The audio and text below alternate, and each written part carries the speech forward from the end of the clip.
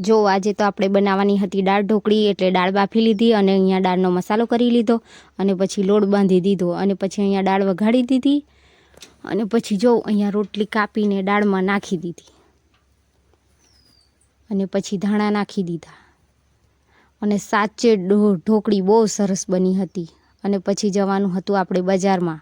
તો આપણે બજારમાં નીકળી ગયા અને જો બજારમાં આટલી ભીડ હતી અને ત્યાં જઈને આપણે થોડું શાકભાજી ખરીદ્યું અને થોડું ફ્રૂટ ખરીદ્યું અને આપણે ઘરનું સામાન લેવાનું હતું, એટલે આપણે પહોંચી ગયા કરિયાણાની દુકાન પર અને પછી ત્યાં જઈને આપણે ઘરનું સામાન લીધું જોઉં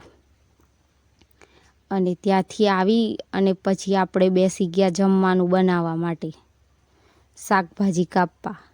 અને તમને મારું વિડીયો ગમ્યું હોય તો લાઈક કરો અને મારી ચેનલને સબસ્ક્રાઈબ કરો।